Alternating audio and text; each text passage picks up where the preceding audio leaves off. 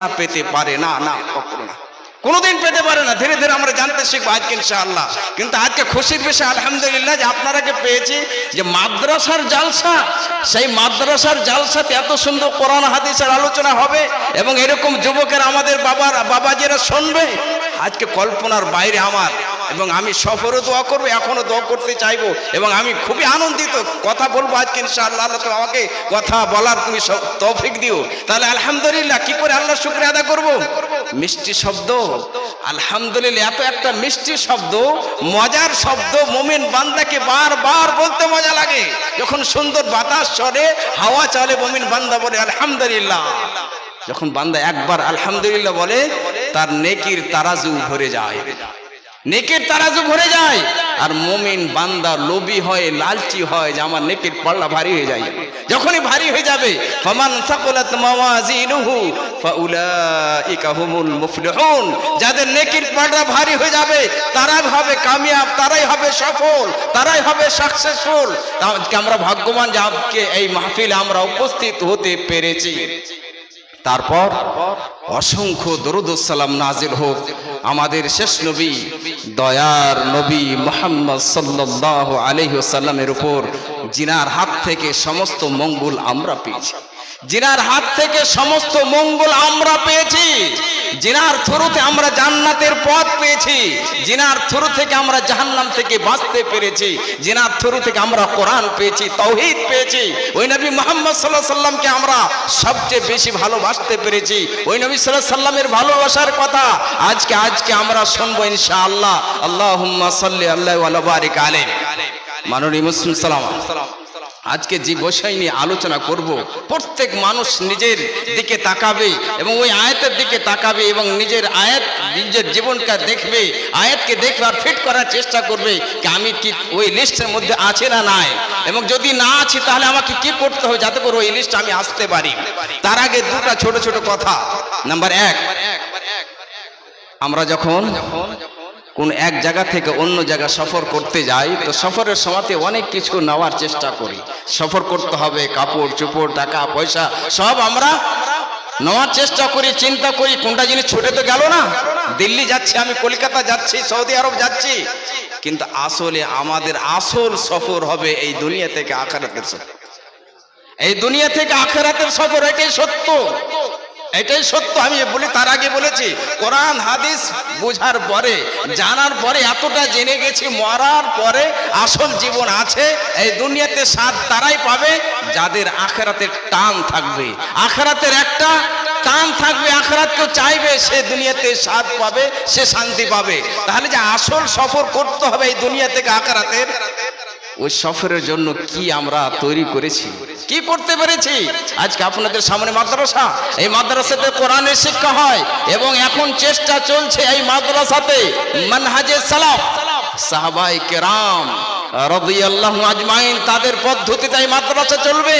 এই গ্রামের জন্য নাজাতের কারণ হবে, এই গ্রামের ছাত্রদের জন্য, এই গ্রামের মানুষের জন্য, এই গ্রামের শিশুদের জন্য, ছোট ছোট ছেলেদের জন্য এই যে মেহনত পরিশ্রম চলছে, এই মাদ্রাসা চলবে মানহাজে সালাফের পথে, সাহাবায়ে কেরামের পথে।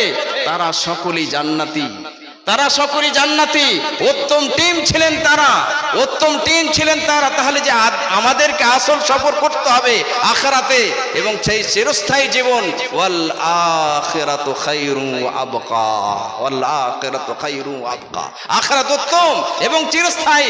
তাহলে আজকে যার কাছে যা কিছু আছে ধীরে ধীরে জমা করতে থাকে। আজকে বানাবাটি দোয়া হবে না আলহামদুলিল্লাহ, বা যদি হতে পারে কিছু, কিন্তু কমপক্ষে আপনার কম তো করেছেন।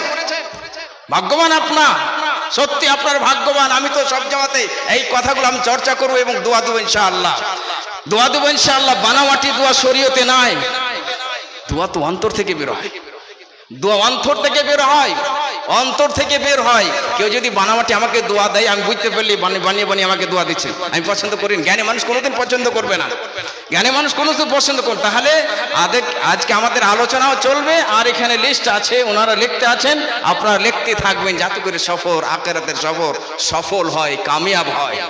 নাম্বার 2, কোরআন হাদিস। কোরআন হাদিস, দুনিয়াতে দুটি এমন জিনিস আছে এই দুটো কথা কেন বলছি, যে হতে পারে কোনো মানুষ চলে যাবে, তো আমার এই কথাটা শুনে যাও, যাতে করে সে নিজের জীবনে লাভবান হতে পারে। দুটো এমন জিনিস আছে তার বরকত শেষ হয়ে যায় না। দুটো এমন জিনিস আছে তার বরকত কোনোদিন শেষ হয় না। তার মধ্যে এক নম্বর হলো কোরআন, কোরআন মাজিদের তেলাওয়াত। কোরআন মাজিদের তেলাওয়াত আপনি যে মাদ্রাসাতে 500 টাকা দিবেন, 1000 টাকা দিবেন, ওই ছোট্ট ছেলেরা শিশুরা কোরআনের তেলাওয়াত করবে, সূরা ফাতিহা শিখবে, আউযু বিল্লাহি মিনাশ শাইতানির রাজিম, বিসমিল্লাহির রহমানির রহিম, আলহামদুলিল্লাহি রাব্বিল আলামিন। যতবার সেই সন্তান সেই শিশু সূরা ফাতিহা পড়বে, ততবার আপনার কবরে নেকি পৌঁছবে। এই কোরআনের বরকত শেষ হয়ে যায় না। কোরআন বান্দা যখন তেলাওয়াত করে মনে শান্তি পায়, মনে তৃপ্তি পায়। কোরআন যখন তেলাওয়াত করে আল্লাহর পক্ষ থেকে রহমত বর্ষণ হয়, আল্লাহর পক্ষ থেকে রহমত বর্ষণ হয়। যখন ওই বান্দা মরে যায়, এই কোরআন কিয়ামতের দিন তার জন্য শাফাআত করবে, সঙ্গের সাথী হবে, বন্ধু হয়ে দাঁড়াবে, তাকে পরিত্রাণ দিবে, নাজাত দিবে। এই কোরআনের বরকত কোনোদিন শেষ হয় না। তাহলে এখান থেকে বোঝা গেল যে যদি আমাকে কাউকে সঙ্গের সাথী বানাতে হয়, তাহলে আমি সঙ্গের সাথী বানাবো কোরআনকে। কোরআনকে সঙ্গের সাথী বানাবেন এবং নিজের জীবনের কাজের আগাজ শুরুয়াত হবে সূরা ফজরের নামাজের পরে বা ফজর নামাজের আগে কোরআন থেকে আপনি শুরু করবেন। আপনি দুটি আয়াত পারেন, দুটো আয়াত করেন, কিন্তু কোরআনের সাথে আপনার আমার যে সম্পর্ক থাকে, এই কোরআনের বরকত কোনোদিন শেষ হয়ে যায় না। নাম্বার 2, মা বাবার খিদমত। মা বাবা পিতা মাতার খিদমত সেবা করতে গেলে এই বরকত কোনোদিন শেষ হয় না। হাদিস সহিহ বুখারীর হাদিস, এক যোগ্য সাহাবী মানে হলো নবী সাল্লাল্লাহু আলাইহি সাল্লামের সঙ্গের সাথী, জান্নাতি তারা, উত্তম টিম তারা, উত্তম দল তারা, সকলেই তারা জান্নাতি। আল্লাহ বলছেন তাদের ব্যাপারে, রাদিয়াল্লাহু আনহুম ওয়া রাদু আন, আল্লাহ তাদের উপর রাজি হয়ে গেছেন এবং তারা আল্লাহর উপর রাজি হয়ে গেছে। সাহাবী এসে নবী সাল্লাল্লাহু আলাইহি সাল্লাম বলছেন, নবী সাল্লাল্লাহু আলাইহি সাল্লাম, ওজাহিদ, আমি আল্লাহর পথে জিহাদ করতে যাচ্ছি, আমি আল্লাহর পথে জিহাদ করতে যাচ্ছি, আমি কি যেতে পারি?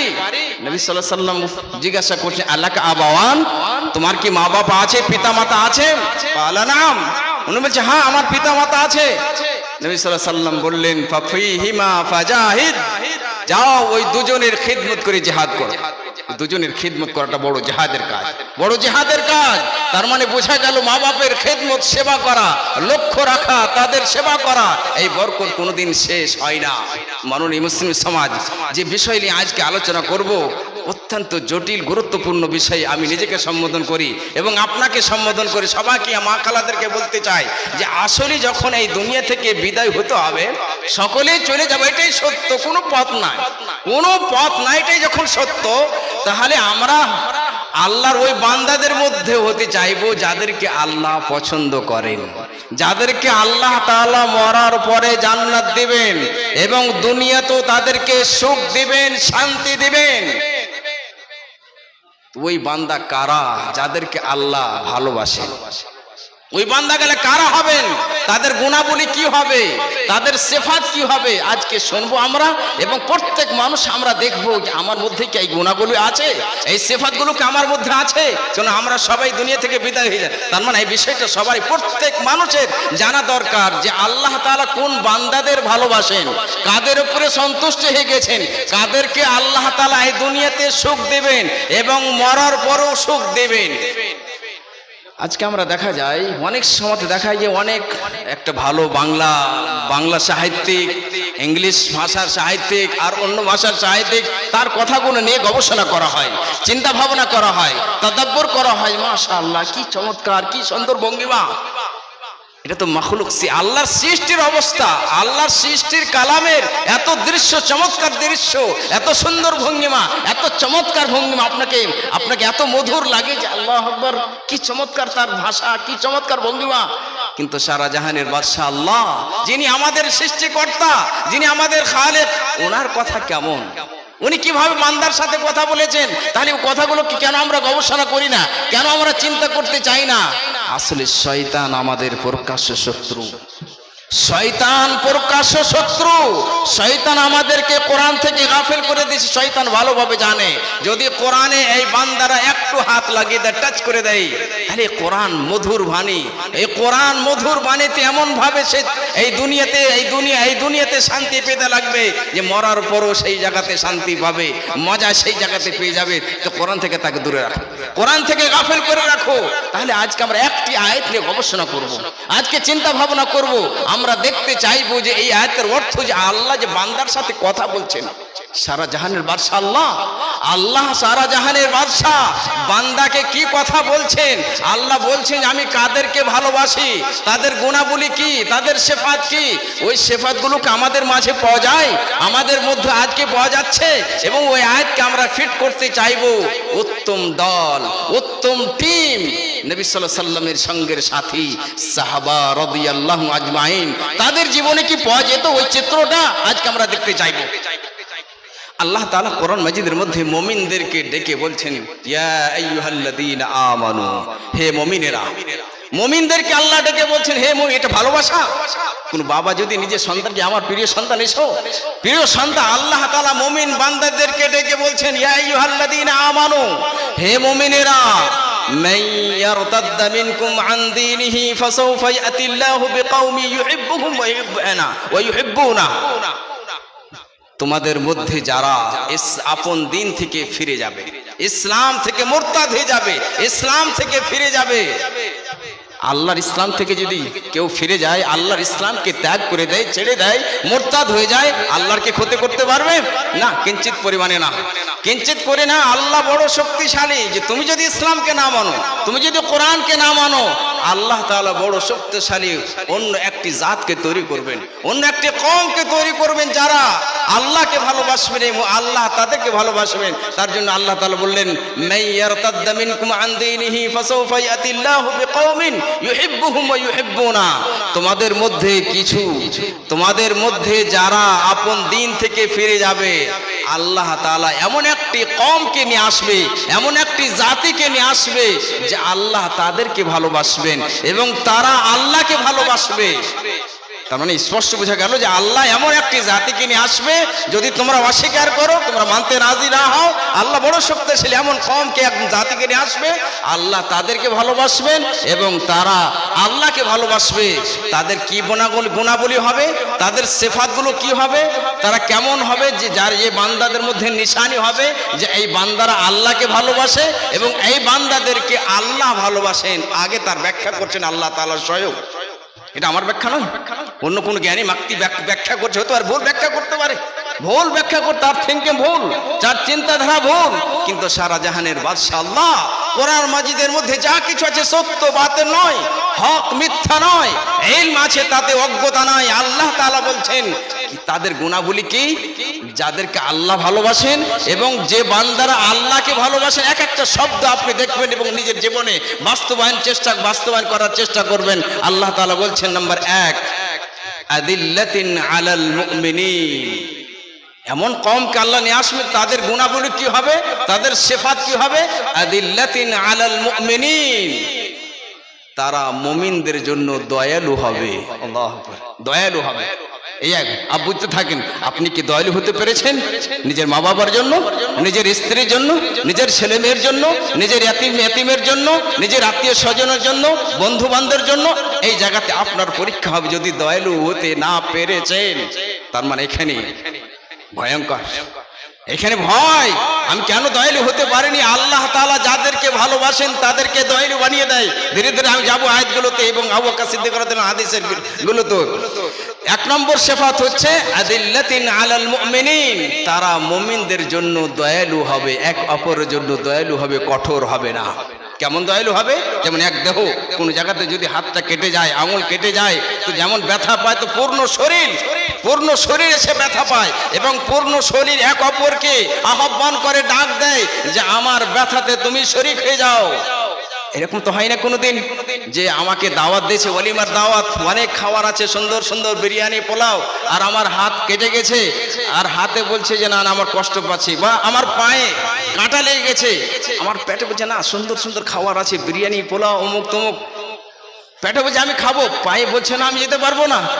এটা কোনোদিন হয় কে বলে? পাও বলবে না না ঠিক আছে আমি যাব না।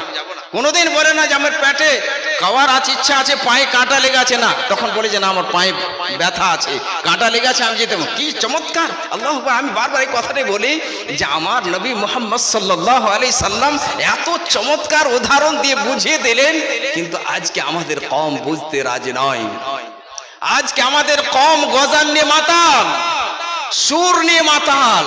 আমার নবী মুহাম্মদ সাল্লাল্লাহু আলাইহি সাল্লাম সবচেয়ে জ্ঞানী ব্যক্তি, বুদ্ধিমান ব্যক্তি, এত চমৎকার ভঙ্গিমা দিয়ে বুঝিয়ে দিলেন এক অপরের জন্য তোমরা দয়ালু হও। কেমন ভাবে দয়ালু হও? যেমন এক দেহর কোনো অঙ্গ যদি কেটে যায় তো পূর্ণ শরীর এক অপরকে আহ্বান করে, ডাকে, তাদআলাহু সাইরুল জাসাদে বিসসাহরি ওয়াল হুম্মা, এক অপরকে আহ্বান করে যে আমার দুঃখে কষ্টে তুমি শরীক হয়ে যাও। আর আজকে আমরা সে জায়গায় ফেল। দেখা যাচ্ছে মাদ্রাসা তো করতে পারলাম, দেখা যাচ্ছে মসজিদ তো নির্মাণ করতে পেরেছি, দেখা যাচ্ছে আমি দান খায়রাত তো করতে পারছি, কিন্তু দেখা যাচ্ছে আর কিছু করতে পারছি, কিন্তু মা বাবার জন্য কঠোর, নিজের স্ত্রীর জন্য কঠোর, নিজের ছেলে মেয়েদের জন্য কঠোর, নিজের ছাত্রের জন্য কঠোর। এই জায়গাতে আপনাকে আমাকে চেঞ্জ হতে হবে।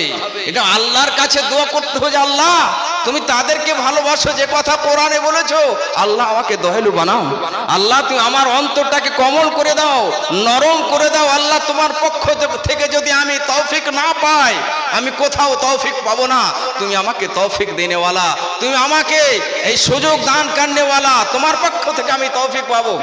আল্লাহর কাছে চাইতে হবে। সাহাবায়ে কেরাম বলতেন, আসসালামু আলাইকুম। দুঃখিত, বক্তব্যের মাঝে 1 মিনিট একটা কথা আপনাদের সাথে বলছি। বিষয়টা হচ্ছে এই মাদ্রাসা আপনারা জানেন তথাকথিত মানে ছন্দ আকারে দোয়া করা হয় না বা আদায় করতে গিয়ে টাইম নষ্ট করা হয় না। কোরআন এবং হাদিসের মূল্যবান বক্তব্য আপনারা শুনুন, সাথে সাথে আমাদের এখানে স্টেজের পাশে দান আপনারা লিখান। আর বিশেষ করে অনেকেই আছেন হয়তো বৃদ্ধ মানুষ, উঠতে পারেন না, অসুবিধা, আপনাদের কাছে চাদর নিয়ে যাচ্ছে। আপনারা যে যেমন আছে আপনাদের পকেটে হাত ভরে যা উঠবে আল্লাহর রাস্তায় দান করবেন। কিছু নাও যদি থাকে চাদর একবার হাত দিয়ে দোয়া দিবেন, আপনাদের দোয়াটাই কাজে লাগবে ইনশাআল্লাহ। এই জন্য আপনাদেরকে অনুরোধ করছি এবং মায়েদেরকে বলছি, এই প্রতিষ্ঠান এটা বাঁচিয়ে রাখতে হলে আমাদের প্রত্যেকেই সহযোগিতা করতে হবে। আপনারা যে যেমনভাবে পারবেন, আপনাদের কাছে মানুষ যাচ্ছে, ছেলেরা যাচ্ছে, আপনারা কালেকশন দিবেন। আসসালামু আলাইকুম ওয়া রাহমাতুল্লাহ। সুন্নতে হাসানা, এটা আপনাদের সুন্নতে হাসানা 5 টাকা দিবেন, ওতে তাতে বরকত হবে ইনশাআল্লাহ, মাদ্রাসা চমকিবে। মসজিদে নববী যখন তৈরি হয় মাটির ছিল, সাহাবায়ে কেরাম বলছেন যখন আমরা সাজদা করতাম তো কপালে কাদা লেগে যেত, কিন্তু সেই মসজিদে নববী থেকে, সেই পার্লামেন্ট থেকে আবু বকর সিদ্দিক রাদিয়াল্লাহু তাআলা তৈরি হয়েছিলেন, উমর বিন খাত্তাব রাদিয়াল্লাহু তাআলা বাহাদুর সাহাবী তৈরি হয়েছিলেন, ওসমান রাদিয়াল্লাহু তাআলা তৈরি হয়েছিলেন। তার জন্য আমরা দিতে থাকবেন, আপনারা দিতে, আমরা দিতে থাকবো এবং আলোচনা শুনতেই থাকবো ইনশাআল্লাহ। তো আমরা বলছি না যে 1 নম্বর লক্ষণ হচ্ছে যাদেরকে আল্লাহ পছন্দ করেন যে তারা মুমিনদের জন্য দয়ালু হবে, মুমিনদের জন্য তারা কোমল হবে, নরম হবে, কঠোর হবে না। নাম্বার 2, আইজ্জাতিন আলাল কাফিরিন, তারা কাফেরদের জন্য কঠোর হবে, কাফেরদের জন্য শক্তিশালী হবে, শক্তি তাদের মধ্যে কঠোরতা হবে। এখানে একটা জিনিস বোঝার আছে, কিছু লোক ভাবে তার মানে কাফেরদের জন্য কঠোর হবো নাকি। কাফের 2 প্রকারের, কাফের 2 প্রকারের। কিছু কাফের আছে আমরা জানতে পারছি ভারতবর্ষে, যারা আমাদের মসজিদকে মিটাতে চাইছে, যারা আমাদের মাদ্রাসাকে মিটাতে চাইছে, যারা আমাদের তাওহীদকে মিটাতে চাইছে, যারা আমাদের নবী সাল্লাল্লাহু আলাইহি সাল্লামের ভালোবাসাকে মিটাতে চাইছে, যারা আমার নবী সাল্লাল্লাহু আলাইহি সাল্লামের ব্যাপারে তারা খারাপ মন্তব্য পেশ করছে, তাদের জন্য আমরা কঠোর হব, তাদের জন্য আমরা কঠোর হব। আমাদের অন্তরে ঈমান আছে, নবী সাল্লাল্লাহু আলাইহি সাল্লামের ভালোবাসা আছে, আল্লাহর ভালোবাসা আছে, এবং এটা আমরা ভালোভাবে জানি আমাদের জীবনের মালিক, মরণের মালিক সেই আল্লাহ।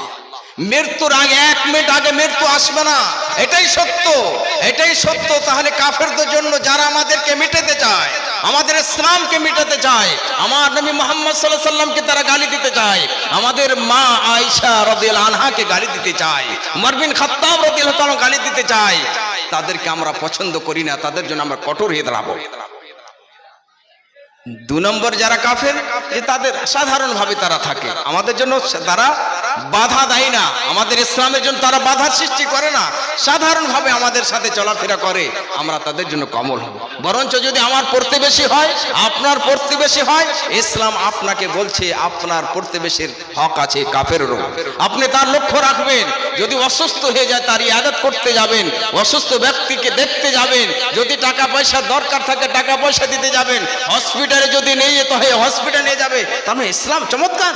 কে বললো ইসলাম দহশতগর্দের শিক্ষা দেয়? কে বললো ইসলাম কঠোরতার শিক্ষা দেয়? ইসলাম বলছে যদি তোমার আমার ইসলাম না মানো, তুমি আমার বিধানকে না মানো, আল্লাহর বিধানকে না মানো, সাধারণভাবে তুমি থাকো, তাহলে তোমার জন্য কোনো ভয় নাই, কোনো তোমার ভয় নেই, আমরা তোমার সাথ দিব, তোমার সাথে আমরা থাকবো। এই চিত্রটা নবী সাল্লাল্লাহু আলাইহি ওয়াসাল্লাম মক্কার জীবনে, মদিনার জীবনে প্রকাশ করেছিলেন। তাহলে দ্বিতীয় নম্বরে লক্ষণ হচ্ছে, আলামত নিশানি হচ্ছে যাদেরকে আল্লাহ পছন্দ করেন, ভালোবাসেন। এক নম্বরে দয়ালু, মুমিন বান্দা এক অপরের জন্য দয়ালু হবে। নাম্বার 2 হবে কাফেরদের জন্য কঠোর, কঠোর যারা আমাদেরকে মিটাতে চায়, শেষ করতে চায়, বরবাদ করতে চায়। নাম্বার 3 ইউজাহিদুনা ফি সাবিলিল্লাহ, যারা আল্লাহর পথে জিহাদ করবে। জিহাদ শব্দটা শুনে ভয় হয়ে যায়, আজকে ভয় খেয়ে যাচ্ছে। কিন্তু আজকে ইসলাম যে আমরা পেয়েছি সবচেয়ে বড় নিয়ামত, ইসলাম যে আমরা মজার জিনিস পেয়েছি, এই ইসলামের জন্য আমাদেরকে সংগ্রাম চালাতে হবে, জিহাদ করতে হবে। এবার মনে মনে ভাবছেন, যুবকেরা ভাবছে, আমাদের বাবাজিরা ভাবছে জিহাদ তো শেষ।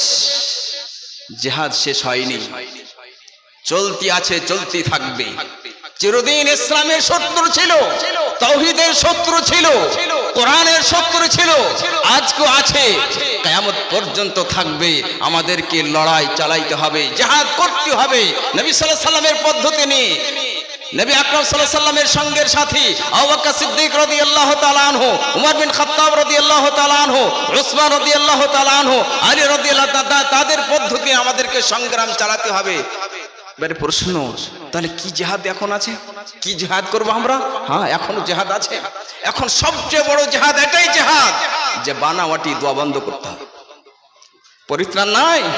মাদ্রাসা করেও জাহান্নামের পথ দেখতে হবে, বক্তব্য দিয়েও জাহান্নামের পথে যেতে হবে, কোরআন হাদিসের শিক্ষা দিয়ে ওই জাহান্নামের পথে যেতে পারে। কেন? যে এটা ইসলামের ভঙ্গিমা নয়, এটা বানাওয়াটি ভঙ্গিমা, বানিয়ে বানিয়ে দোয়া এটা চলবে না। তার এর পিছনে জিহাদ করতে হবে, মাদ্রাসা তৈরি করতে হবে, টাকা দেন, পয়সা দেন, আল্লাহর পথে, এটা জিহাদ। জিহাদ জান দিয়ে জিহাদ, মাল দিয়ে জিহাদ, পরিশ্রম দিয়ে জিহাদ, জবান দিয়ে জিহাদ।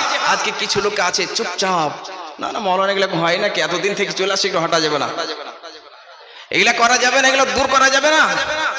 সবচেয়ে বড় ক্ষতি মুমিন বান্দা যখনই কোরআনের দিকে যাবে, হাদিসের দিকে যাবে, সাহাবায়ে কেরাম রাদিয়াল্লাহু আজমাইনের আজমাতের দিকে যাবে, বরদাশত হারিয়ে ফেলবে, বরদাশত করতে মানে কি এলো আমাদের যুগে, কি হতে চলেছে আজকে। ইসলামে তো এগুলো কিছুই নাই। আবু বকর সিদ্দিক রাদিয়াল্লাহু তাআলা আনহু যোগ্য সাহাবী, ওনার জামানাতে ছিল না, তখন তো জিহাদ হয়েছিল, তখন তো মাদ্রাসা মসজিদ ছিল, তখন তো ইসলামের কাজ হয়েছিল। উমর বিন খাত্তাব রাদিয়াল্লাহু তাআলা যখন ছিলেন তখন তো কাজ হয়েছিল। এটা একটা জিহাদের কাজ, এটা একটা জিহাদের কাজ। আরো আমাদের মাঝে সুদ ঘুষ এখন চলেছে, প্রবেশ গেছে, গ্রুপ লোন চলেছে, আজ কেমন ভাবে প্রবেশ করেছে। আর সুদকে গুনাহ মনে করে না, আর সুদকে গুনাহ মনে করে না মানুষ, ইল্লা মাশাআল্লাহ কিছু লোক বেঁচে আছেন। সুদ এমন একটি গুনাহ, শিরকের পরে এমন একটি সুদ গুনাহ যে সুদের ব্যাপারে আল্লাহ তাআলা এমন কঠোরতা অবলম্বন করেছেন যে অন্য কোন গুনার ব্যাপারে কঠোরতা অবলম্বন করেনি।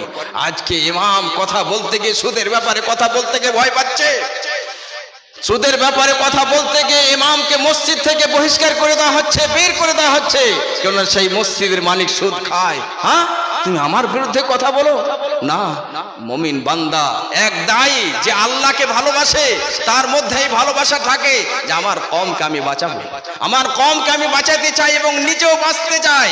তাহলে আল্লাহর পথে জিহাদ করতে হবে, এবং এটা সবচেয়ে বড় জিহাদ যে তাওহীদের প্রচার করতে হবে। আজকে তাওহীদ নাই, তাওহীদ এখন যুবকরা যখন শুনে, আমার বাবাজিরা যখন শুনছে তাওহীদ কি জিনিস, কোন পাখির নাম? তাওহীদ ইসলামের মৌলিক ব্যাস, তাওহীদ হচ্ছে ইসলামের মূল ভিত্তি, ইসলামের আসল জড়, আসল শিকড়। এই তাওহীদ যদি না থাকে ইসলামের মজা পাওয়া যাবে না। একটু যদি আমি সুযোগ পাই লাস্টের দিকে একটু টাচ করবো কি তাওহীদ কি মজার জিনিস, একটু শুধু বলে দিই। এখনই তৌহিদ এমন একটা নেকি, এমন একটা পাওয়ার, এমন একটা শক্তি। এই তৌহিদ যদি কোন বান্দার অন্তরে থাকে এবং ওই বান্দারা যাদের অন্তরে তৌহিদের ভালোবাসা আছে, তৌহিদ বুঝে, তার মানে বুঝতে হবে আজকে ইসলামকে আমরা এরকম বুঝে যাবো, এরকম আমরা কি কোনো ডাক্তার এমনি এমন হয়ে যায়, আপন ডাক্তার হয়ে যায় না, তাকে বুঝতে হয়। তো আমাদের ইসলাম তো চমৎকার, সবচেয়ে সুন্দর ধর্ম, এবং আমাদের শেষ নবী মুহাম্মদ সাল্লাল্লাহু আলাইহি সাল্লাম সবচেয়ে বেশি জ্ঞানী। যখন উনি সবচেয়ে বেশি জ্ঞানী, তাহলে ওনাকে শিখতে আমাদের জ্ঞানের দরকার। তো ওই তৌহিদের দামটা আমি বলতে চাইছি যে এত দাম, এত স্পিড, এত শক্তিশালী জিনিস, এত তার পাওয়ার, যে কোন মানুষ মারা গেছে আমরা সবাই বলে যাব, কেউ থাকবো না, কেউ আমরা থাকবো না, এটা সত্য। যখন সবাই চলে যাব, তো সবসময় মেনে নেবেন, ভেবে নেবেন যে আমি ভালো কাজ করে যাব। কোন বান্দা মারা গেছে, সেই বান্দার জানাজাতে যদি 40টা তৌহিদ পন্থী উপস্থিত হয়ে যায় কমপক্ষে, এবং সহিহ মুসলিমের হাদিস, এবং সহিহ মুসলিমের আরেকটা হাদিস এসেছে যে কাউরি জানাজাতে 100 জন যদি তৌহিদ পন্থী হাজির হয়ে যায়, উপস্থিত হয়ে যায়, উপস্থিত হওয়ার কারণে তার ক্ষমা হয়ে যাবে, মাফ হয়ে যাবে। আল্লাহু আকবার। যে তৌহিদ পন্থীদের উপস্থিত হওয়ার কারণে ক্ষমা হয়ে যাবে, মাফ হয়ে যাবে, তার মানে যে তৌহিদ পন্থী নিজেই হবে, তার সম্মান, তার ইজ্জত, তার মর্যাদা, তার মহত্ব আল্লাহর কাছে কত বেশি হতে পারে। ইনশাআল্লাহ সেই ব্যাপারে কিছু পরে কথা আমি বলবো। তাহলে 3 নম্বর আমরা জানতে পারলাম, আল্লাহ যাদেরকে ভালোবাসেন, যারা আল্লাহর পথে জিহাদ করে। আজকে জিহাদ আছে না নাই? আছে। তৌহিদের প্রচার করতে হবে, ইসলামের শিক্ষার পরিবেশ বানাতে হবে। আজকে আমাদের শিক্ষার যেন একটা আমাদের মধ্যে ইসলাম মজার জিনিস। নবী সাল্লাল্লাহু আলাইহি সাল্লাম আল্লাহর ব্যাপারে পরিচয়, নবী সাল্লাল্লাহু আলাইহি সাল্লামের পরিচয়, সাহাবায়ে কেরাম, আবু বকর সিদ্দিক রাদিয়াল্লাহু কে। আজকে আমাদের ছেলেরা বুঝে না। আজকে যদি আমাদের ছেলেদেরকে জিজ্ঞাসা করা হয় যে আমাদের শেষ নবীর নাম কি, না জানি নাকি, নাউযুবিল্লাহ, তাহলে আজকে এটা বড় জিহাদের কাজ। প্রত্যেক বাবার দায়িত্ব, প্রত্যেক মায়ের দায়িত্ব নিজের সন্তানকে শেখাবে তোমাকে আহার কে দেয়, তোমাকে পানি কে খেতে দিয়েছে, তোমাকে আব্বা আম্মা কে দিয়েছে, শিখান। এটা বড় জিহাদের কাজ, আজকে সবচেয়ে বড় জিহাদের কাজ। আজকে আমরা শিখাই নিজের সন্তানদেরকে, তোমার নানি আসবে, এটা তোমার নানি, সালাম করো, তোমার নানির সাথে ভালো বাবা, এটা আমার মা লাগে, কোনোদিন আমরা শিখাইছি? আজকে বড় জিহাদের কাজ। এবং সত্য কথা বলতে গেলে ভয়ও লাগে, কিন্তু আল্লাহর কাছে চেয়ে নিচ্ছে, আচ্ছা আল্লাহ তুমি আমাকে তৌফিক দাও। এবং এখন যুবকেরা জানতে শিখেছে, আপনারা যেমন আজকে বোঝার চেষ্টা করছেন, আজকে খুব মজা লাগছে আমাকে, আজকে বলতে দেন আজকে। তাহলে 3 নম্বর আলামত, লক্ষণ হচ্ছে যাদেরকে আল্লাহ ভালোবাসবেন, যে তারা আল্লাহর পথে জিহাদ করবে। মাদ্রাসাকে টিকাতে হবে। যেদিন মাদ্রাসা বন্ধ হয়ে যাবে, তার জন্য টাকা পয়সা দিতে থাকেন এবং আলোচনা শুনতে থাকেন, টাকা পয়সা দান করতে থাকেন। যারা জিহাদ করবে তাদেরকে আল্লাহ তাআলা পছন্দ করেন। নাম্বার 4, ওয়ালা ইয়াখাফুনা লাওমাতা লাইম, যারা কোনো নিন্দুকের নিন্দার পরোয়া করে না, যারা কোনো নিন্দুকের নিন্দার পরোয়া করে না। উদাহরণস্বরূপ, এখন আপনারা এখানে বসে আছেন, কোরআন হাদিসের কথা শুনছেন, আয়াতের সুন্দর ব্যাখ্যা, গবেষণা, চিন্তা ভাবনা, যে আল্লাহ কাদেরকে ভালোবাসেন। কিছু লোক আপনাদের বলবে আর পাগল নাকি, এত শীতকালে বসে এখানে আজকে কি পাবে, তারা কিছু পাবে নাকি? বিদ্রুপ, সেই বলে কি আমরা এই কোরআন ছেড়ে দেবো? আবার কিছু লোক বলে মাদ্রাসা কায়েম করে কি লাভ, এই মাদ্রাসাতে খরচ দিয়ে কি লাভ? বিদ্রুপ, অট্টহাস্য, নিন্দা আপনাকে করছে। তাই বলি কি মাদ্রাসা পিছনে খরচ করা, তার পিছনে পরিশ্রম দেওয়া, তার পিছনে মেহনত করে ছেড়ে দেব না? যারা কোনো নিন্দুকের নিন্দার পরোয়া করে না, আল্লাহর পথে যারা চলতে থাকে, ইসলামের পথে চলতে থাকবে, অল্প কিছু মানুষ থাকবে যারা ইসলামের পথে চলবে, অধিকাংশ মানুষ জাহান্নামের দিকে যাবে। তাই বলে কি বলবে, আমি এক মাওলানা, আপনি কি বলবেন, এগুলো সব বানামাটি কথা বলে চলবেন, এখন চলছে, চলতে দেন না। আপনাকে কোনো নিন্দুকের নিন্দার ভয় করতে হবে না, সঠিক পথে চলতে থাকতে হবে। তার মানে জান্নাত যাওয়া এত সহজ কাজ নয় যে নামাজ পড়ে নিলাম, মাদ্রাসাতে 5টা টাকা দিয়ে দিলাম, ছেলে মেয়ের সাথে কিছু করলাম, আর সব কিছু যা মন তাই করলাম, যা চলছে না। একদম সঠিক পথে যেতে হবে, সঠিক পথে অটল থাকতে হবে, এবং আল্লাহর পক্ষ থেকে রহমত বর্ষণ হবে, আল্লাহর পক্ষ থেকে হেফাজত নেমে আসবে। আল্লাহ স্বয়ং কোরআন মাজিদের মধ্যে বলছে, যদি বাঁচতে হয়, এই দুনিয়াতে কেন এসেছি আমরা? আল্লাহর ইবাদতের জন্য এসেছি, আল্লাহর ইবাদতের জন্য এসেছি, অন্য কিছু কারণের জন্য। এটা শুধু বেঁচে থাকার জন্য খাওয়ার দরকার, বেঁচে থাকার জন্য একটা বিল্ডিং এর দরকার, বেঁচে থাকার জন্য একটা খাটের দরকার, বেঁচে থাকার জন্য আর কিছুর দরকার, কিন্তু আসল উদ্দেশ্য আল্লাহর ইবাদত। আল্লাহর ইবাদত এটাই সত্য, তো হক কথা আপনাকে বলতে হবে। হক কথা বলে যান। আল্লাহ তাআলা এত তাতে শক্তি রেখেছেন, এত প্রভাব রেখেছেন। এখনো মানুষ, ভালো পথের মানুষ অনেক আছে, এখনো অনেক আছে। আল্লাহ কোরআন মাজিদের মধ্যে বলছেন যে আল্লাহর পক্ষ থেকে সাহায্য আসবে যারা অটল থাকবে হক পথে, সঠিক পথে। ইন্নাল্লাযীনা ক্বালু রাব্বুনাল্লাহ সুম্মা ইসতাকামু ফালা খাউফুন আলাইহিম ওয়ালা হুম ইয়াহজানুন। যারা বলে দিল ইন্নাল্লাযীনা, এত মজার শব্দ, কিন্তু আজকে মজা আমরা কোথায় পাচ্ছি? কোরআনের অর্থটা জানতে চাই না, আরবি শব্দটা আমরা জানতে চাই না। কোন কোন সাথে আমি আবেগের সাথে ভালোবাসার শব্দে, আজকে আমি ভারতবর্ষের একটা সন্তান, এই ভারতের বাংলা ভাষার বলনেওয়ালা একটা সন্তান, যখন কোরআনের মজা পেলাম, আরবি ভাষাতে শিখলাম, মদিনাতে গিয়ে শিখলাম, তখন আমি নিজের ভাবি যে হতে পারে আমার কাছে টাকা নেই, হতে পারে আমার কাছে বিশাল আকাশ সব বিল্ডিং নাই, কিন্তু আমি যে কোরআনের ভাষাকে আমি একটু বুঝতে শিখেছি, একটু মজা পেয়েছি।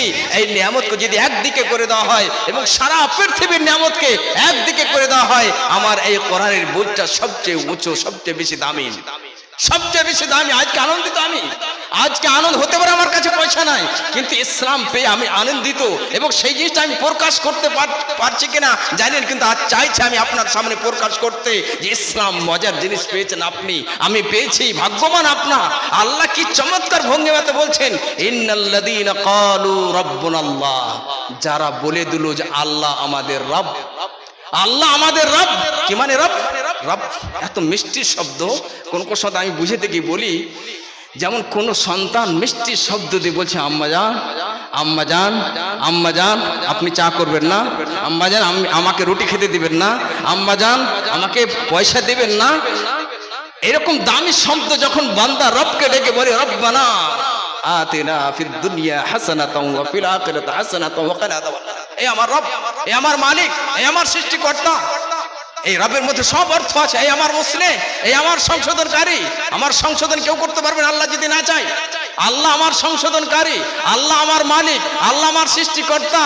তো মুমিন বান্দা বলছে ইন্নাল্লাযীনা ক্বালু রাব্বুনাল্লাহ, যারা বলে দেয় যে আল্লাহ আমার রব, আমার সৃষ্টিকর্তা আল্লাহ, আমার মালিক আল্লাহ, এই জীবনের মালিক আল্লাহ এবং মরার পরে মালিক আল্লাহ।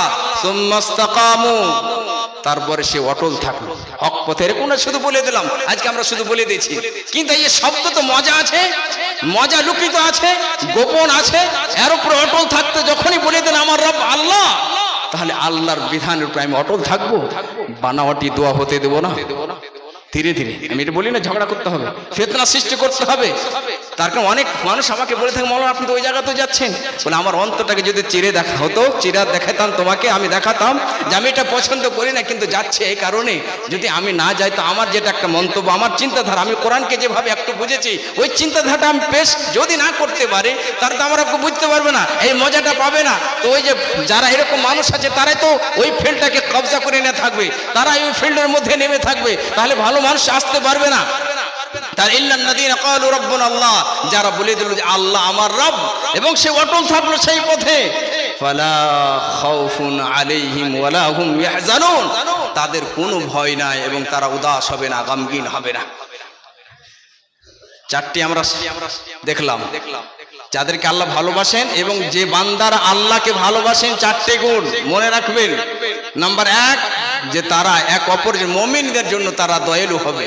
নাম্বার 2, কাফেরদের জন্য কঠোর হবে, যারা আমাদেরকে মেটাতে চায়, যারা আমাদের কোরআনকে শেষ করতে চায়। নাম্বার 3, যারা আল্লাহর পথে জিহাদ করবে, যারা আল্লাহর পথে জিহাদ করবে। নাম্বার 4, যারা কোনো নিন্দুকের নিন্দার পরোয়া করে না। তারপরে আল্লাহ তাআলা বলছেন যালিকা ফাদলুল্লাহি ইউতিহি মান ইয়াশা, এটা হচ্ছে আল্লাহর ফজল, আল্লাহর দয়া, আল্লাহর রহমত, যাকে চায় আল্লাহ দান করেন। তেমন ইশারা যে তুমি চাও তোমার রবের কাছে, তোমার রবের কাছে যাও, চাও যে আল্লাহ তুমি আমাকে দয়ালু বানিয়ে দাও মুমিনদের জন্য, আল্লাহ তুমি আমাকে কঠোর বানিয়ে দাও ওই কাফেরদের জন্য। আজকে কিছু মানুষ মাতলাবি আছে, মাতলাব করার শর্তবাজ, এখানে আমার লাভ আছে, অমুসলিম হোক কাফের হোক, না না তার সাথে মিলামেশা, কিন্তু কাফের মুসলমানের সাথে কঠোর না। এটা আল্লাহর কাছে চাইতে হবে, যালিকা ফাদলুল্লাহি ইউতি মান ইয়াশা, এটা আল্লাহর ফজল, আল্লাহর রহমত, আল্লাহর দয়া, যাকে চায় আল্লাহ দেয়। ওয়াল্লাহু ওয়াসিউন আলিম, আল্লাহ তাআলা খুব বেশি দেনেওয়ালা এবং সে জাননেওয়ালা, অনেক ইলম রাখনেওয়ালা। তার মানে ইশারা ইঙ্গিত করছেন আল্লাহ তাআলা যে আল্লাহ দেনেওয়ালা, কিন্তু জানেন যে কাকে দিতে হবে, কে অধিকার রাখে। তাকাবো এবং আমরা একটু তাকাই যে নবী সাল্লাল্লাহু আলাইহি সাল্লামের সঙ্গের সাথী যেনারা ছিলেন, যারাকে বলা হয় সাহাবা। সাহাবা একই বলে মানহাজে সালাফ, কাদের পথে আমাদেরকে চলতে হবে? আজকে কিছু আলেমদের পথে, আমার পথে চলবে না, আমার ভুল আছে, আমার ত্রুটি আছে, কিন্তু কাদের উপরে আল্লাহ সন্তুষ্ট হয়ে গেছে, রাজি হয়ে গেছেন? নবী সাল্লাল্লাহু আলাইহি সাল্লামের সঙ্গের সাথী যিনারা নবী সাল্লাল্লাহু আলাইহি সাল্লামের সাথে ঈমানি অবস্থায় সাক্ষাৎ করেছেন এবং ঈমানি অবস্থায় দুনিয়া থেকে বিদায় হয়ে গেছেন, তারা হচ্ছেন সাহাবা। আমার এই চারটি জিনিসকে এই কোরআনের আয়াত আমরা পড়লাম, এই চারটা জিনিসের চিত্র, এই জিনিসটাকে আমরা যদি আয়না রূপে দেখতে চাই, সাহাবায়ে কেরামের জীবনীকে আমরা দেখতে পাচ্ছি কি তাদের জীবনে এরকম তারা ছিলেন এক অপরের জন্য কোমল, এক অপরের জন্য দয়ালু ছিলেন এবং কাফের জন্য কঠোর ছিলেন। তারা আল্লাহর রাস্তাতে জিহাদ করতেন এবং তারা কোনো নিন্দকের নিন্দার পরোয়া করতেন না। এই চিত্রটা যদি আমরা দেখতে যাই তাদের জীবনীতে, ওই জামানাতে নবী সাল্লাল্লাহু আলাইহি সাল্লামের সমাজে, নবী সাল্লাল্লাহু আলাইহি সাল্লামের যুগে, যার ব্যাপারে নবী সাল্লাল্লাহু আলাইহি সাল্লাম বললেন খায়রুল কুরুনি কারনি সুম্মা আল্লাযীনা ইয়ালুনাহুম সুম্মা আল্লাযীনা ইয়ালুনাহুম, আমার জামানার মানুষ, আমার কুলের মানুষ উত্তম জামানা, আমার জামানা উত্তম জামানা, তারপরের কার জামানা, তারপরের কার জামানা। তো উত্তম জামানা সেই জায়গাতে সাহাবায়ে কেরাম তাদের বাড়িতে কোরআন অবতীর্ণ হয়েছিল, তারা কোরআনকে বুঝেছিলেন, তারা আরবি ভাষিক ছিলেন, কোরআনকে সরাসরি নবী সাল্লাল্লাহু আলাইহি সাল্লামের কাছ থেকে বুঝেছিলেন, তারা সুন্দরভাবে বুঝেছিলেন এবং প্র্যাকটিক্যালি নিজের জীবনে বাস্তবায়ন করেছিলেন।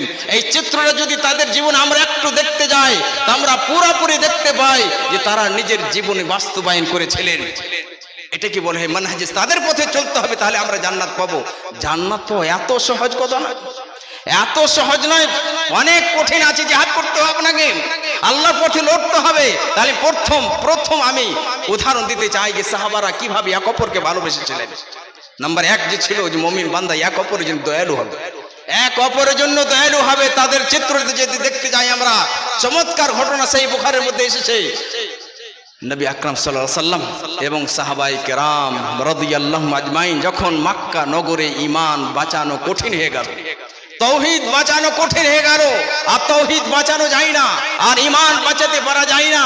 আমাদের কাছে, মুমিন বান্দার কাছে সবচেয়ে বড় সম্পদ ঈমান, তৌহিদ। তাহলে তৌহিদ ঈমানকে বাঁচাতে হবে। মক্কা নগরে আর ঈমান বাঁচাতে পারা যায় না। আল্লাহর পক্ষ থেকে অর্ডার হয়ে গেল যে মক্কা থেকে মদিনা হিজরত করো। এটা সাধারণ ব্যাপার নয়। এক জায়গা থেকে অন্য জায়গায় হিজরত করা 1 মিনিটের জন্য প্রত্যেক মানুষ একটু চিন্তা করেন যে আপনি যে গ্রামে আছেন ওই গ্রাম থেকে আপনাকে অন্য গ্রাম চলে যেতে হচ্ছে, আপনি অনেক ব্যথা পান, অনেক কষ্ট পান। আমি ইলেমি থেকে, আমার ইলেমি বাড়ি, মৌলানা আব্দুল গাফফার সাহেব এই জায়গাতে অনেক দিন থেকেছেন, এই কথাটা সেই সময়তে ভেসে এসেছিল।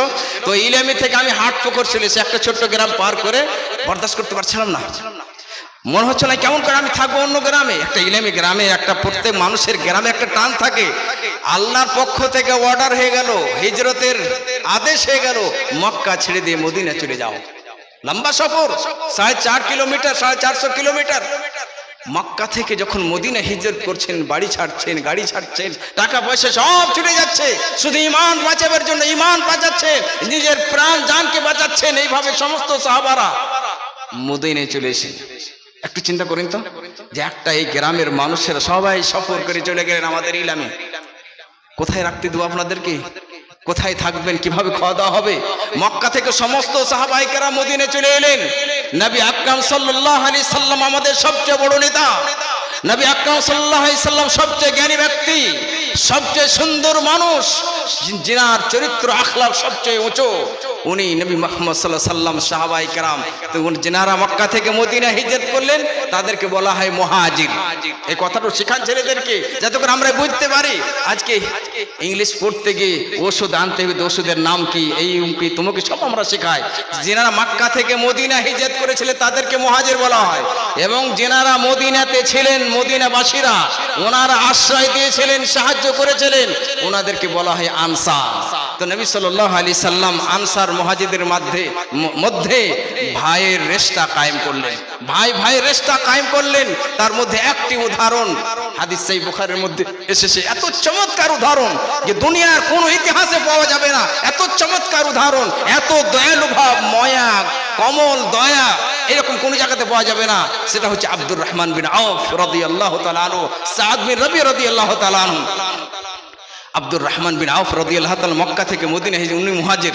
আর সাদ বিন রবি রাদিয়াল্লাহু তাআলা আনহু উনি আনসারি সাহাবী। নবী সাল্লাল্লাহু আলাইহি ওয়াসাল্লাম যখন দুজনের মধ্যে ভাই ভাই রিশতা কায়েম করলেন, কি নাম? খুরশিদ। মাশাআল্লাহ, এই খুরশিদ নামে ১৫০০ টাকা দান দিয়েছে। আল্লাহ তুমি এই দানকে তুমি কবুল করে নাও।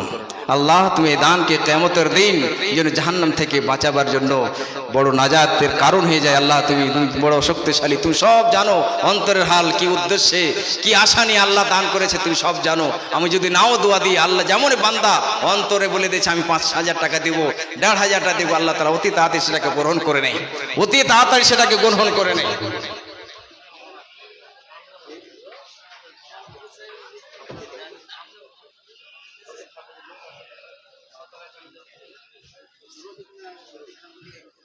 সুরজ ভাই আমার আব্বা মায়ের নামে দান করেছে, আব্বা মারা গেছে।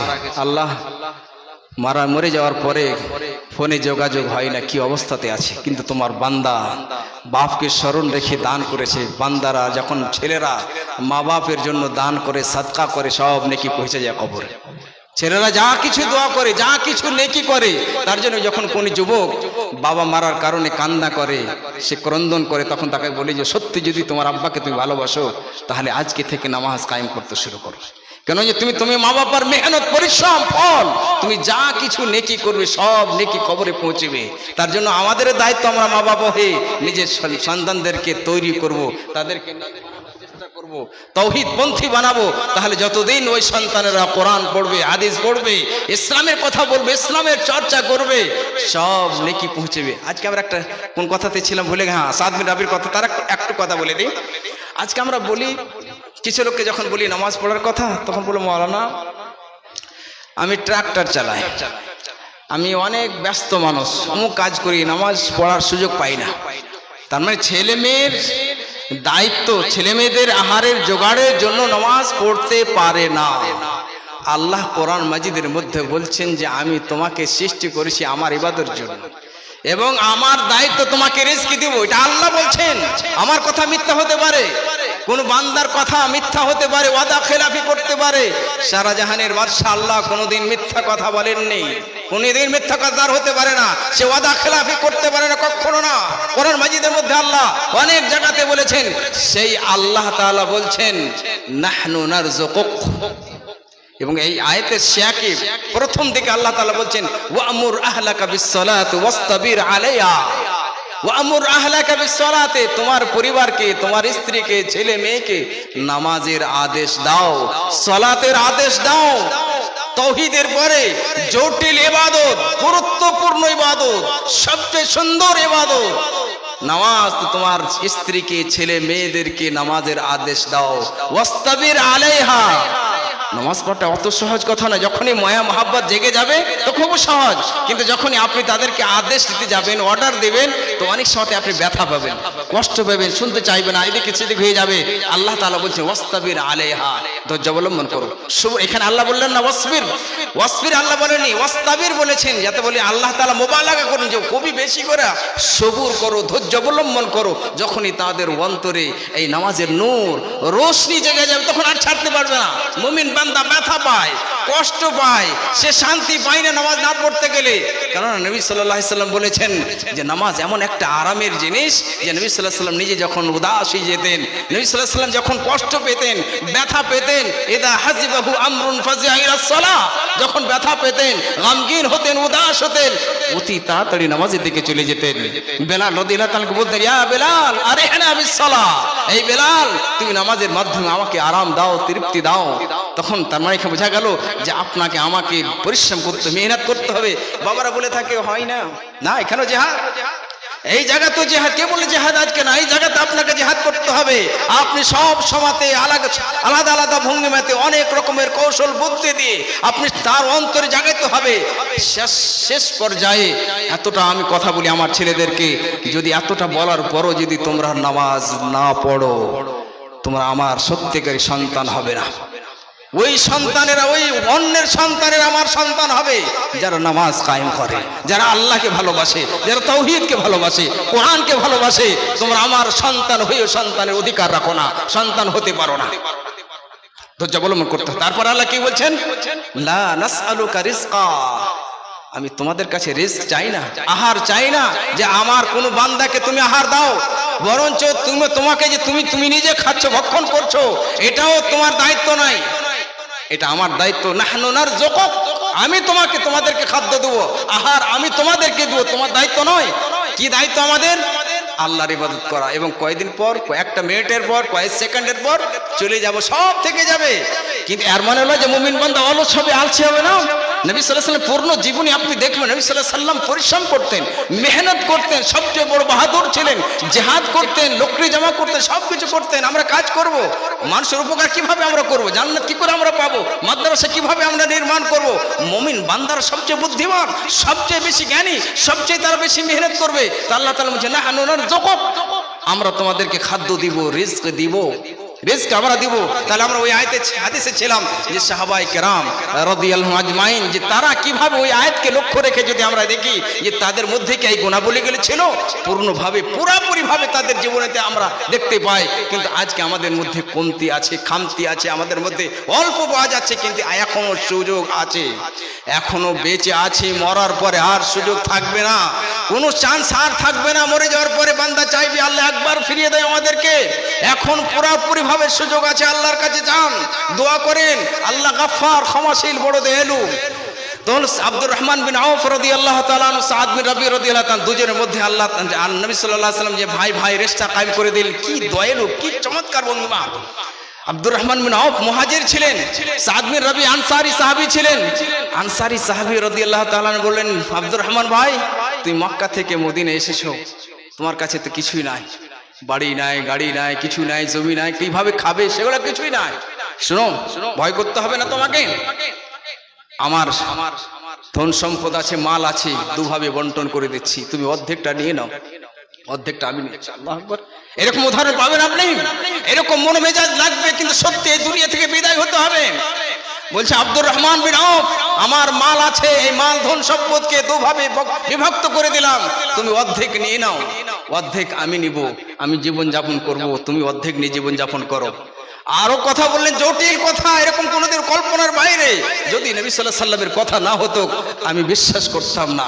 কেউ যদি আজকে আমাকে বলে যে আব্দুল মুঈদ, আজকে তুমি এই গ্রামে বক্তব্য দাও না, অন্য কোনো গ্রামে বক্তব্য দিচ্ছ, হতে পারে এটাকে মেনে নিব, হতে পারে সন্দেহ হচ্ছে, না হতে পারে। কিন্তু নবী সাল্লাল্লাহু আলাইহি ওয়াসাল্লামের এই কথার উপর একটু আমার সন্দেহ নয়, একদম বিশ্বাস, এই কথাতে বিশ্বাস, এই কথাতে আমার সন্দেহ আছে কি আমি এই মাদ্রাসাতে বক্তব্য দিচ্ছি কিনা। কিন্তু নবী সাল্লাল্লাহু আলাইহি ওয়াসাল্লামের এই কথার উপর আমার বিশ্বাস। সেই বুখারীর হাদিস, নবী সাল্লাল্লাহু আলাইহি ওয়াসাল্লাম বলছেন যে আব্দুর রহমান বিন আউফকে সাদ বিন রাবি বলছেন, অর্ধেক মাল তুমি নিয়ে নাও, অর্ধেক মাল আমাকে দিয়ে দাও। আর আমার দুটি স্ত্রী আছে, এই দুটা স্ত্রীর মধ্যে যেটাকে তুমি পছন্দ করবে, যেটা তোমাকে ভালো লাগবে বলে দাও, আমি তালাক দিয়ে দিব, তালাক ইদ্দাত করার পরে তুমি বিয়ে করে নিও। আল্লাহু আকবার। এরকম দল, এরকম টিম, এই টিমের দরকার, এবং এই টিমের পিছনে চলতে হবে। এই টিমের সুন্নতকে, এই টিমের মানহাজকে, এই টিমের পদ্ধতিকে নিজের জীবনে বাস্তবায়ন করতে হবে। এই কথা নিজে নবী সাল্লাল্লাহু আলাইহি ওয়াসাল্লাম বললেন, আলাইকুম বিসুন্নতি ওয়া সুন্নাতিল খুলাফায়ে রাশিদিন আল মাহদিয়িন, আমার সুন্নাতকে তোমরা আঁকড়ে ধরে নাও, এবং আমার পরে খুলাফায়ে রাশিদিন। আজকে আমরা জানি না খুলাফা রাশিদিন কি করে আমরা জান্নাতের পথ পাবো, কি করে আমরা বাঁচতে পারবো, কি করে আমরা গুনাহ থেকে বাঁচতে পারবো। নবী সাল্লাল্লাহু আলাইহি ওয়াসাল্লাম বললেন, আমার সুন্নতকে আঁকড়ে ধরো, এবং আমার পরে খুলাফায়ে রাশিদিন।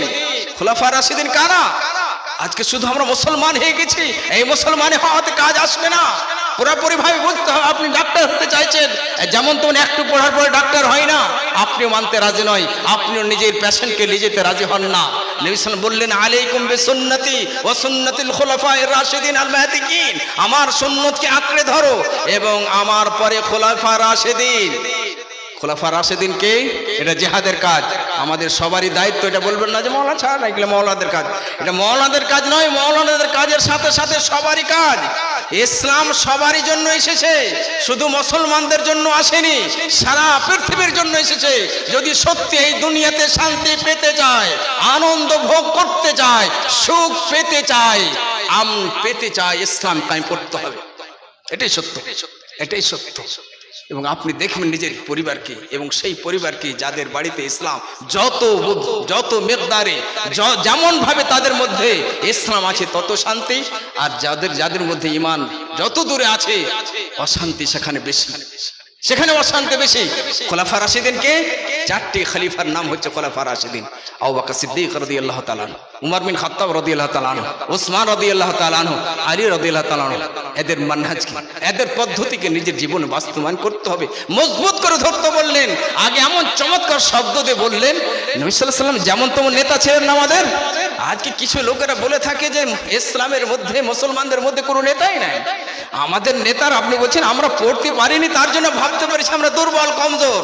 যে বান্দারা কোরআনকে ভালোভাবে বুঝে নেবে, হাদিসকে বুঝে নেবে, তার মতো বড় নেতা, শক্তিশালী কেউ হতে পারে না। নবী আকরাম সাল্লাল্লাহু আলাইহি ওয়াসাল্লাম বললেন, আব্দু আলাইহা বিন নাওয়াজিজ।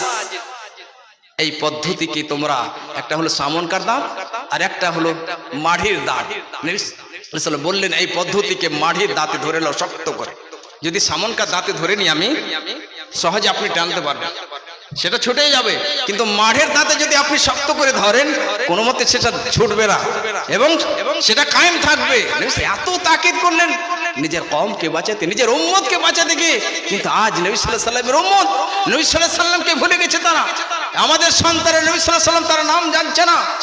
তো নবী সাল্লাল্লাহু আলাইহি ওয়াসাল্লামের পদ্ধতিকে জানতে হবে, নিজের জীবনে বাস্তবায়ন করতে হবে। তো আব্দুর রহমান বিন আউফ রাদিয়াল্লাহু তাআলা আনহু, সাদ বিন রাবি রাদিয়াল্লাহু তাআলা আনহু, আব্দুর রহমান বিন আউফকে সাদ বিন রাবি বললেন যে আমার অর্ধেক মান তুমি নিয়ে নাও, অর্ধেক মান আমাকে দিয়ে দাও, এবং আমার দুটো স্ত্রী আছে, যেটা পছন্দ তোমার বলে দাও, আমি তালাক দিয়ে দিব, তুমি বিয়ে করে নিবে ইদ্দাত পালনের পরে। আল্লাহু আকবার। এই যে দয়া, এই যে এক অপরের জন্য দয়া মায়া, আজকে কোনো জায়গাতে কোনো ধর্মের মানুষের মধ্যে পাবেন না, কিন্তু সাহাবায়ে কেরামের জীবনে অনেক এইভাবে আপনি উদাহরণ পাবেন। তারপরে আয়াতে ছিল যে মুমিন বান্দাদেরকে, যাদেরকে আল্লাহ ভালোবাসেন তারা এক অপরের জন্য দয়ালু হবে, মুমিনদের জন্য দয়ালু হবে। 2 নম্বরে ছিল যে তারা কাফেরের জন্য কঠোর হবে।